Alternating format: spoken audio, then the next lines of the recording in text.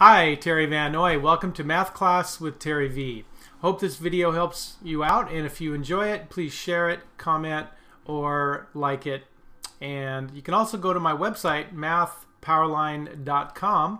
It's a math resource blog, lesson videos for students, and other resources for parents and teachers.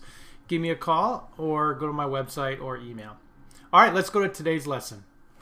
We're talking about circle equations. Now it's time for a problem set. This is problem set 3. Now a little review on completing the square here. That's to find the third term of a perfect square trinomial.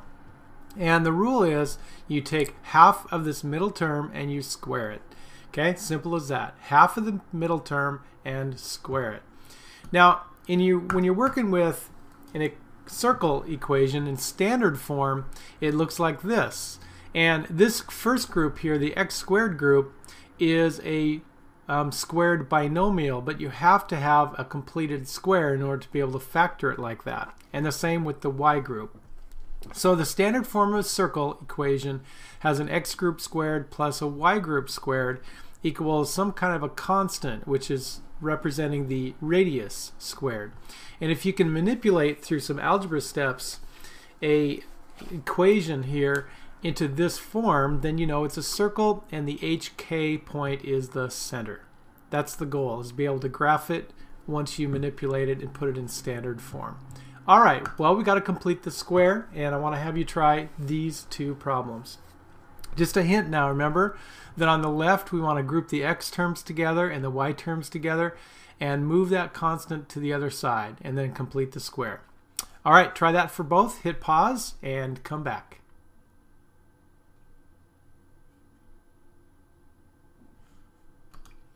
Alright, here's what we got. Number 3, you can see what the answer is, but let me show you how we get it.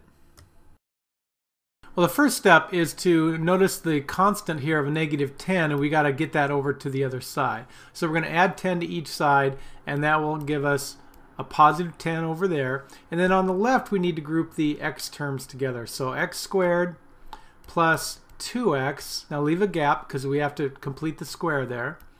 And then we have y squared plus 10y. Leave another gap. Complete a square with the x group. Remember to take half the middle term, that would be 1, and square it. So we're going to add 1 right there to complete the perfect square trinomial.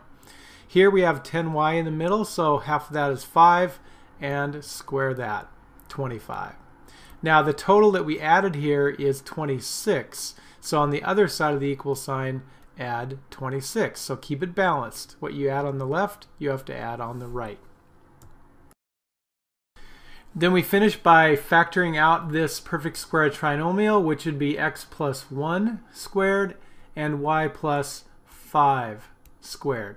And that gives 36 on the right.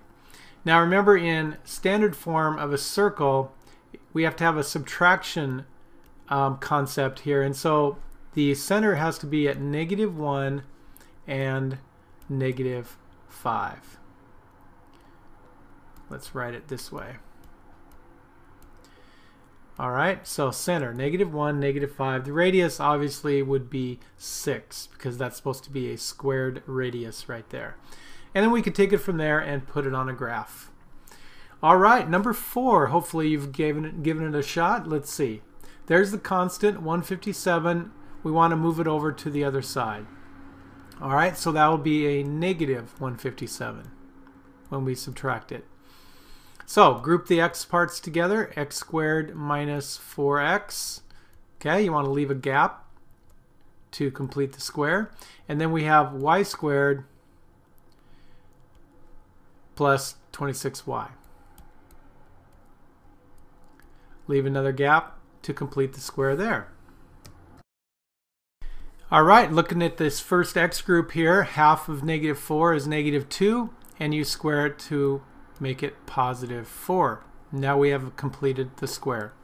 The 26y, half of that would be 13, and you square that. That would be 169. Now in the green, I've added a total of 173, right? So 173 we add to the other side. Keep it balanced. Finally, factoring these trinomials here, and that will give us x minus 2, quantity squared, and y plus 13, quantity squared. 16 on the right after doing that combining there. And so the radius has to be 4, because that's 4 squared would be 16. The center would have to be positive 2 and negative 13. Again, remember that y minus negative 13 would fit the standard form of the circle formula. All right. Thank you so much for trying these two problems. I hope it helps with what you're studying. Share these with other people if you think it's helpful, and let me know if you have any comments. Thanks for watching. All right, there you have it. I invite you to go to my website now, MathPowerLine.com, or email me or give me a call. The way I work best with students is live online in my classroom. So if I can help you in any way, answer some specific questions, the first lesson with me is free as I show you how everything works. All right, study hard and take care.